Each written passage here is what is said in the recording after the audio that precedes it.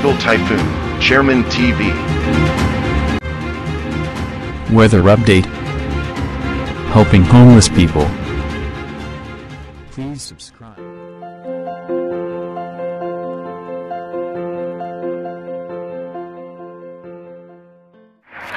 Magandang hapon po. Ito po ang latest update natin ngayong araw, April 8, 2025. Patuloy pa rin umiiral sa ating bansa yung ITCZ o yung Intertropical Convergence Zone na nakakaapekto po yan sa parte ng Mindanao.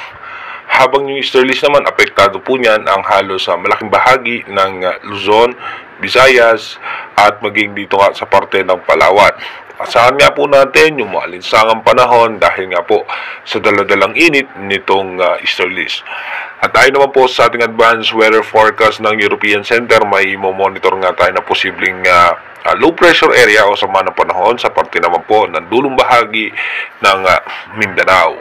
Dito po sa ating rain map animation, expected nga po natin mamayang alas 8 ng gabi ay magiging maayos at maganda pa rin po ang lagay ng panahon. Wala naman tayong inaasahan na mga malalakas na pagulan. May mga isolated rain shower o pulupulong pagulan sa parte lamang po yan ng Palawan, dito po sa may Zamboanga Peninsula. Kaya iba yung pag-iingat pa rin po sa ating mga kababayan dahil matinding init pa rin po ang ating mararanasan.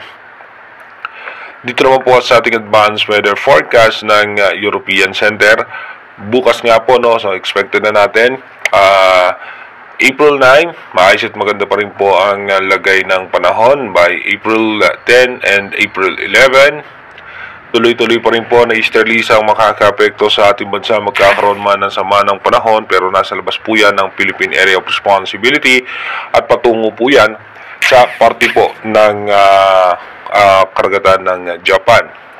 Pagdating naman po ng April 12 hanggang April 13, easterlies pa rin po makakaapekto sa ating bansa. At may sakali nga po, mayroong pagbugso ng northeasterly surface wind flow sa parte po ng Batanes.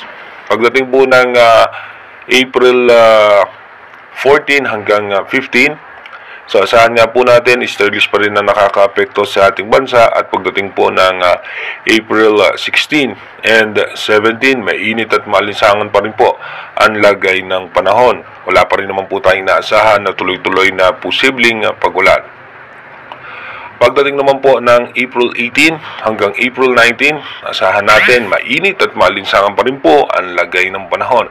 Kaya iba yung pag-iingat nga po sa ating mga kababayan, lalong-lalo na po yung mga kababayan natin na may mga edad na wag po magbilad sa araw dahil nga po posible po tayong ma-dehydrate or magkaroon tayo ng heat stroke. Pagdating naman po ng April 20 hanggang 21, dito po magkakaroon po ng kumpulan ng kaulapan at yung ITCZ, dyan po papalob itong possible low pressure area. Pagdating naman po ng April 22, ito nga po yung low pressure area. Pinakasentro po niyan ay nasa labas ng ating Philippine Area of Responsibility. Yan po ang i-monitor natin kung ano nga po ba yung magiging posibleng scenario kung posible po rin na malusaw din kagad. Again, inuulit natin yung ating advanced weather forecast is possible scenario pa lamang po yan. Malaki pa rin po ang posibilidad na magbago po lahat yan.